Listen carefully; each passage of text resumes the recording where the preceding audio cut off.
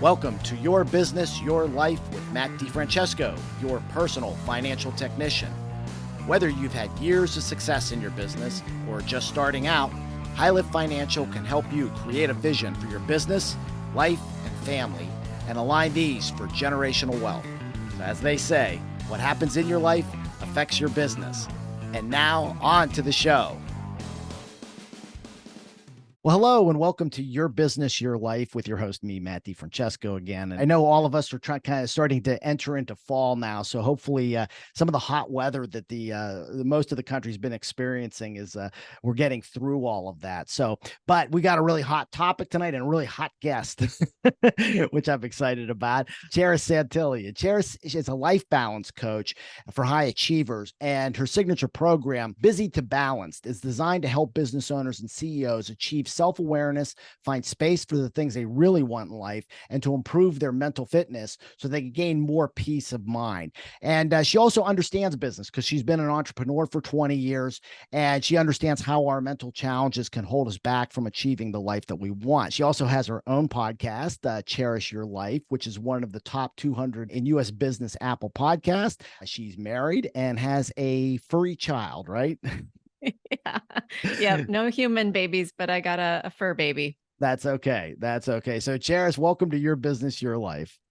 Thanks so much for having me, Matt. I'm really happy to talk with you again. Well, I'm happy to talk with you. So I got to meet Charis at actually a exit planning conference in Denver back in the beginning of August. And I thought her story was very compelling. And so that's one of the reasons why I wanted to have her on, because I think her offering is very unique for business owners. So before we get into all of that stuff, Charis, why don't you give, I'd like you to give a little bit of background. I know your website goes into much, much more detail. And if you go to her website, and your website is Charis Your Life. Charis. Yeah. Charis is, and you say it and spell it for the listeners out there. I know it's tricky. It's pronounced and spelled just like the city Paris, but with a CH, charisyourlife.com. Right. So go there. She's got a great video. It's a fascinating story, but maybe if you could just kind of briefly explain like what's brought you here. Yeah. So not only have I been an entrepreneur for over 20 years, I grew up in an entrepreneurial household. So I got to watch my parents start a business out of our kitchen that grew. And, by the time I was in high school, I was traveling to trade shows in their food industry and, pretending to be 16 when I was 12 to help them sell and stuff. And it was really quite an adventure to watch that. So I modeled after them, became a very high achiever, all the accolades in high school and such. Well, came home from college after my freshman year, and we were celebrating my dad's 50th birthday with a hot air balloon ride. Right. It was a really hot day, southeastern Washington State, desert up there. It was like 107 degrees that day. We almost didn't go up, but we did, and we had a really beautiful ride in spite of massive heat. It was definitely hot. Yet when we came into land, we had a crash landing, and my dad ended up breaking his neck. And he was paralyzed. And my mom then, with the coping, what she did to cope was turn to alcohol to numb her pain. And my coping after that, I was just turning 19 at the time. I amped up my ambition and my busyness and really just let that help me avoid really feeling my feelings and really processing things.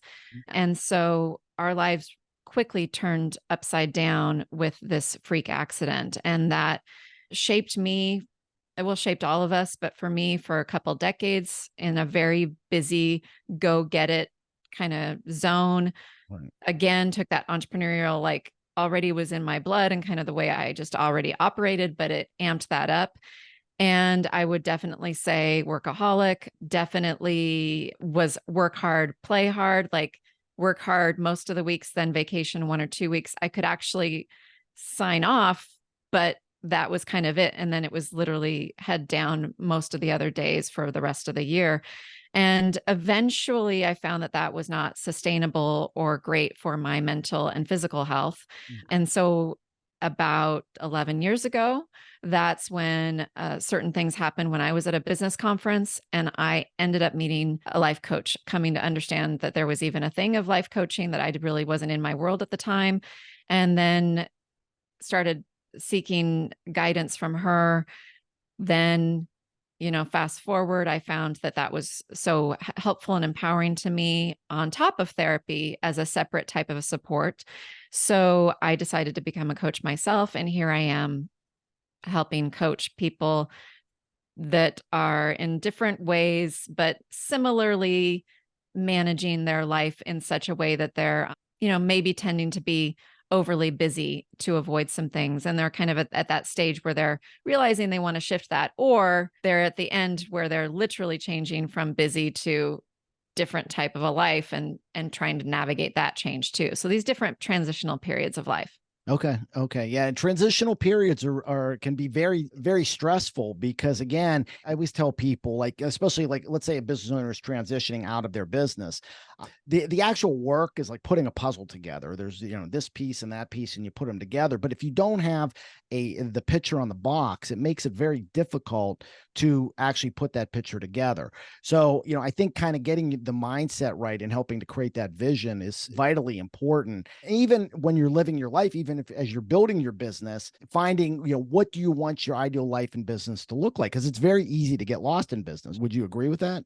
Oh, absolutely. Because I got myself lost plenty of times. And then just chasing, a lot of chasing, going after things or somebody presenting you with an opportunity, or at least this happened to me multiple times.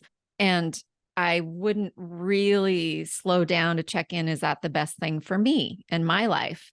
What I tended to do was just jump and be like, oh, yeah, let me do that. If that's going to possibly help me get connected into your world or get you to refer to me or do this or do that, kind of just jumping and doing whatever somebody told me would be the next best thing. And just not, I had a hard time really trusting myself for a long time. Yeah. And I mean, people would say I was confident. Like I had no issue with that kind of trust of like, I can navigate these conversations. I can go meet people. I can go up to the head of another company and introduce myself. And yet there was a different type of trust, of trusting when it was okay for me to say no to something or not do something, or choose to take a breather instead of working into the late hours that night or over the weekend. Just that kind of trust was a little out of reach for me for a while. Do you think that has a lot to do with this idea of abundance versus scarcity? Oh, totally. Yeah, totally. And I think that for me, it was, first of all, even without any big trauma like I experienced, if you just normal life traumas and challenges, things we face even as we're little babies, and we start learning that the world isn't always going to tend to us right in the moment we want, in the way we want. When the doorbell rings and mom doesn't come get us while we're crying, she switches and goes to the door. Like all of these little things, add up to affect how we feel going around in our life. And when it comes to, so scarcity versus the abundance, for sure, the accident for me then amped up what would normally just be, I think, a normal life stuff that happens that makes us maybe feel more scarce or be afraid, because we have a whole section of our brain that's literally trying to keep us safe. Right. And that whole fear center that will keep us in a comfort zone that doesn't necessarily mean that we are happy there, but Right. it keeps us in this zone that thinks it's safe. And sometimes that's very much connected with scarcity. Well, the accident for me amped that up in a way where we literally were bracing for impact. And so I kind of went through a few decades and now still have moments too where I catch myself where I'm kind of bracing for the next thing to happen, for the rug to be pulled out from my life, for me to see somebody lose things or me to lose something, because my parents lost so much in minutes. And then in a handful of years, even their business got taken away from them because of just life circumstances. So scarcity for sure exists already for all of us. I think can exist as a fear in different levels. And then if you add on to it different experiences, like for me, the accident that made that amped up for a long time. But if you asked me 15, 20 years ago, did I see the scarcity? I would probably have said no, because I thought, no, I'm a positive person and I think, I'm going to do this and I'm going to do that. But now that I've come to understand, because I've like pulled the curtain back like kind of the Right. Wizard of Oz. I've seen what's under there Yeah. and be like literally my emotions and what drives me and what's going on. And it's like, oh, look, there actually definitely was scarcity stuff going on and still pops up. It's Right. not like I go through life without ever thinking it, but absolutely. Yeah. Well, and I think maybe we haven't gone through the traumas that you've gone through, but I think all of us throughout life have some sort of trauma that we've experienced that can be very insignificant, but can also create a wound inside us that can fester every once in a while. So, question I have for you. I know I'm getting way off of what I said to you, so please forgive me. But I mean, I'm kind of fascinated by all this.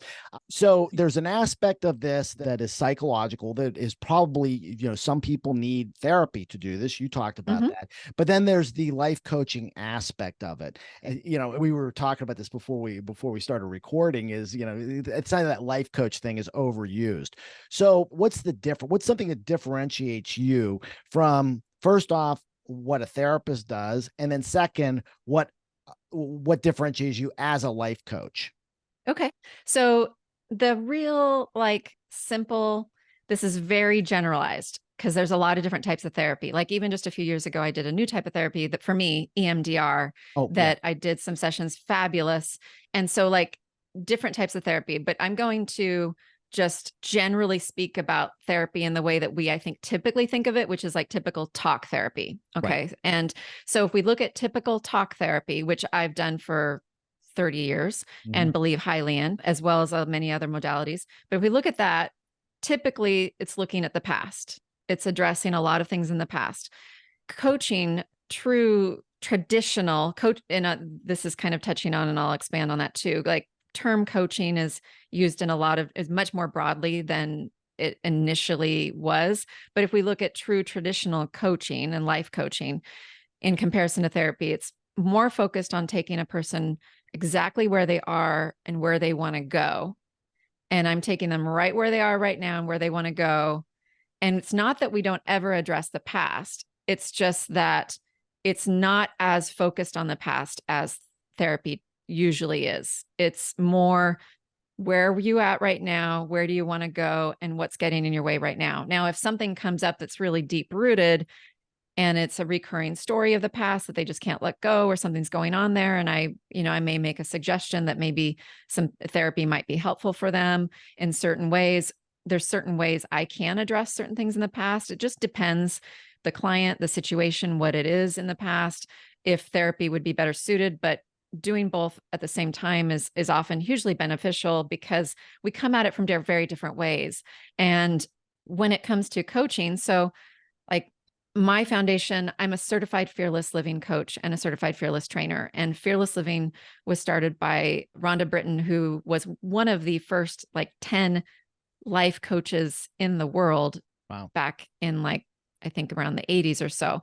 And that was 80s or 90s. I'd have to get my numbers right. But anyway, it was a big deal. She was the first one on TV on a reality show that had life coaching. And so my foundation lies connected with her, which is very much traditional life coaching, which is, I'm not a consultant.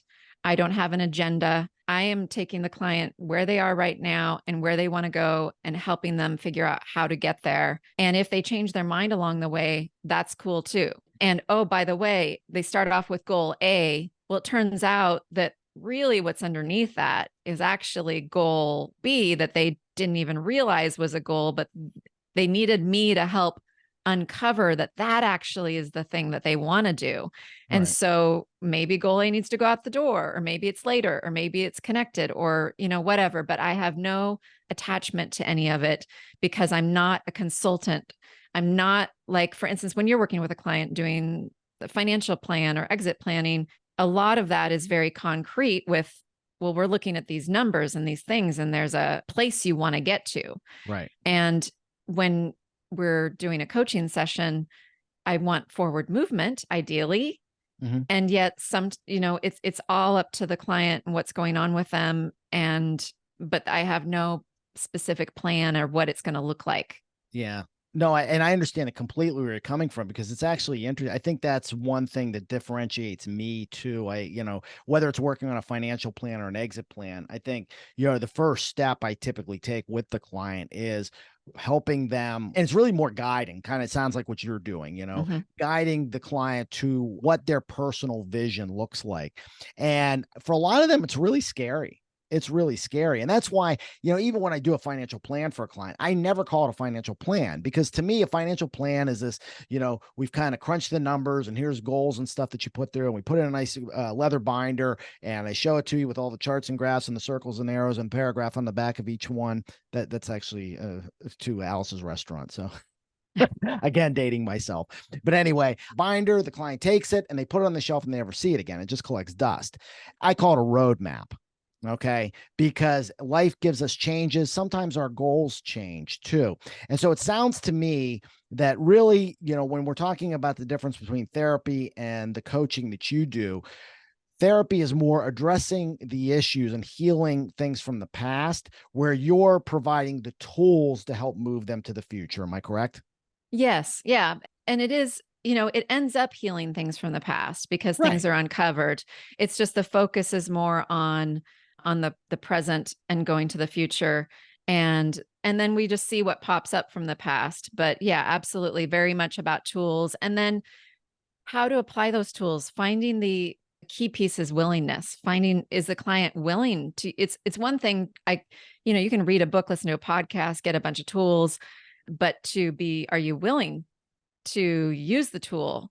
What's in your way? Are Right. you, what do you think about that? Are you actually going to go practice it? Are you committed to it right now? Yes, no. Being able to have someone like me check in with them about these things and then have them be honest with themselves. Like, for instance, even asking, hey, on a scale of 1 to 10, how willing are you to do this thing we just Yeah. identified that you just talked about? And I'm like, give me the first number that pops in your head. Don't overthink this. Like, true first reaction. They're like, a 3. I'm like, okay, so let's look at that for a second. Do you want that to increase? Are you okay with that? Does that mean it's not going to get done? What is it? How does that factor in?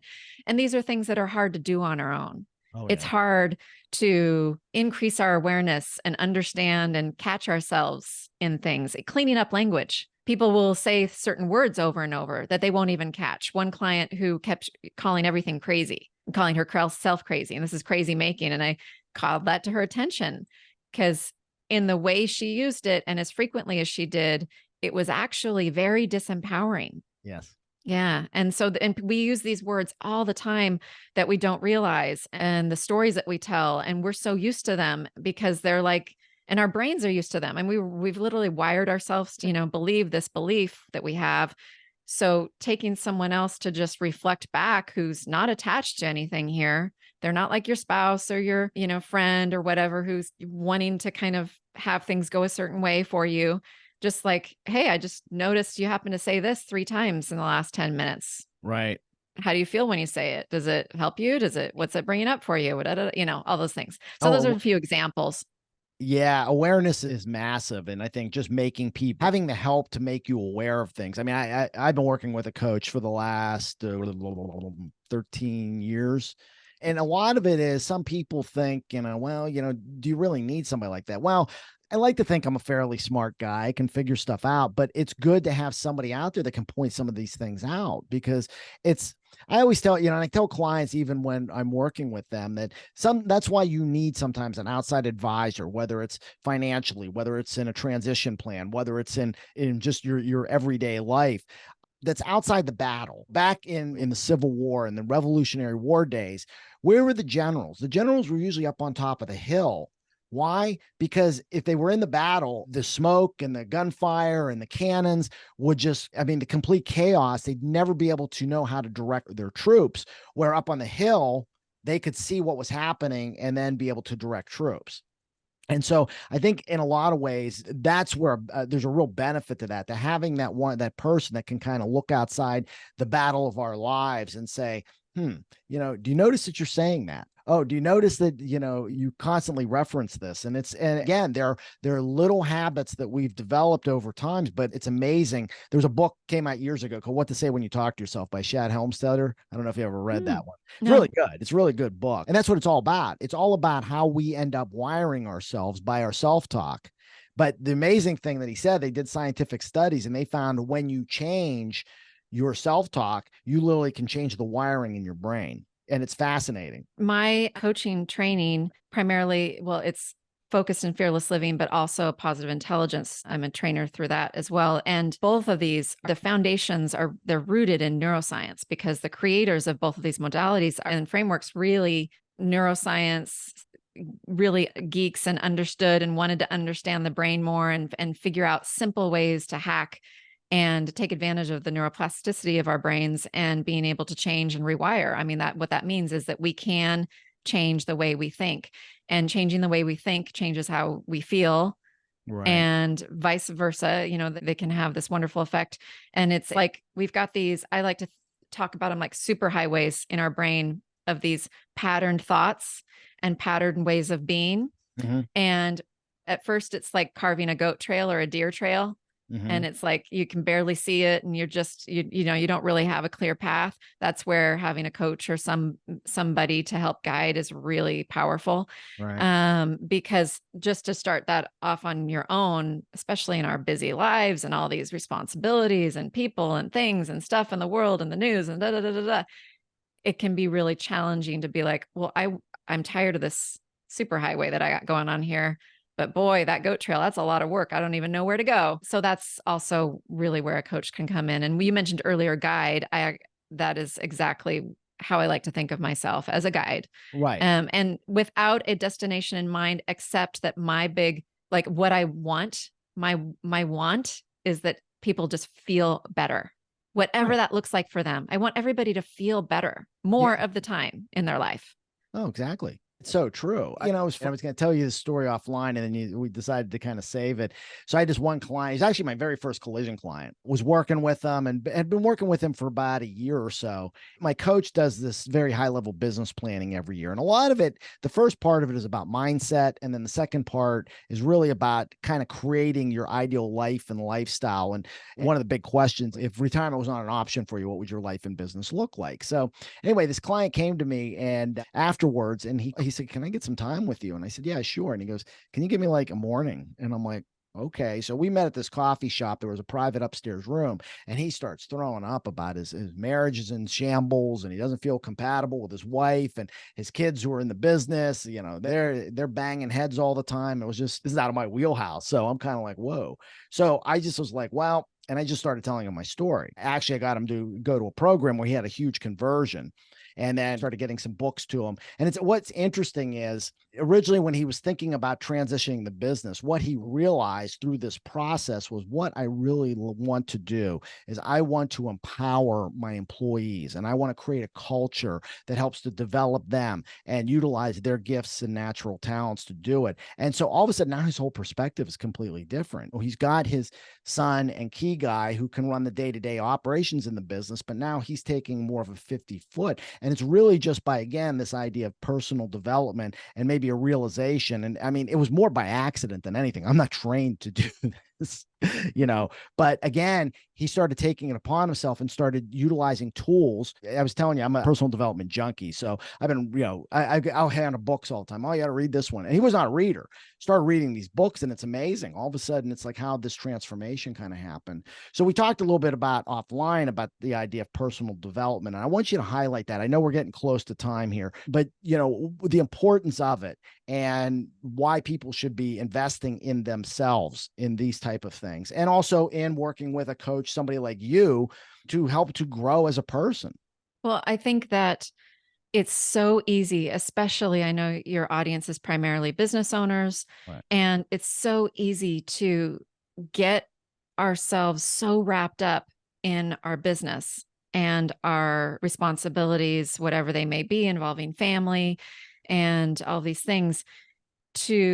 Well, what you and I've seen too is that so many times people get to the end of that business line and then they're surprised at the reality that they've wrapped up their identity with their business. Yeah. And so to quit the business, end the business, or pass it along, transition it, sell it, whatever, can bring about some very shocking emotions that they thought, oh, it's going to be fine, and I'll get to retire and have this dream life that that I enjoyed what I did, but now I'm ready for this. And then the sad truth is many aren't. Well, so the earlier we can realize more about ourselves and get a dig under the hood Right. think about, but literally dig under the hood and see what is really under there. That while I'm betting most of us love our jobs and our businesses, and they're like a baby to us and all these things. And yet, how much of that has been avoidance to really get to know ourselves? And how much of that has been keeping busy as part of the business to have this busyness of our life too, that helps us avoid feeling our feelings, because that's what I saw myself doing finally, and realized that I'd been doing for a few decades. And then that's also what I see a lot of people doing, especially business owners and entrepreneurs. But it's easy to kind of justify it, because if you're an entrepreneur, you have this like innate drive. You typically love what you do. You kind of have this ambition, and it's fun, and it feels like it's part of your purpose. And it may be, like to exist and be here. And this is something I'm supposed to be doing. Well, awesome. It doesn't take that away. It's just how much of it is any of it in avoidance of really uncovering who you are, how you feel. Is your life really feel the way you want it to feel? Or are you just head down in this because it's easy to do? Yeah. It's the easiest thing for you to do. When you take the blinders off, look under the hood, and really start to get to know some of the things under there, what's amazing is that you actually can have a richer life than you imagine. And it doesn't mean the business drive has to go away, or the ambition. It doesn't mean that has to disappear and you have to ignore it. It's just the physical and emotional health can increase. Your relationships can improve. You can find ways to channel some of that drive that you never thought were possible.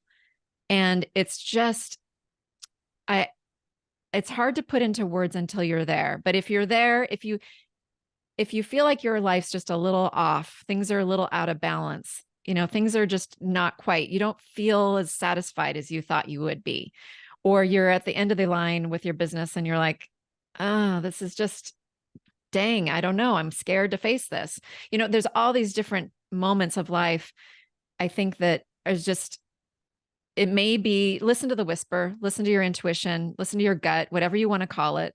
Right. And if there's anything pulling you to get to know yourself a little better, then I just highly encourage you to find a coach, whether it's me or someone else.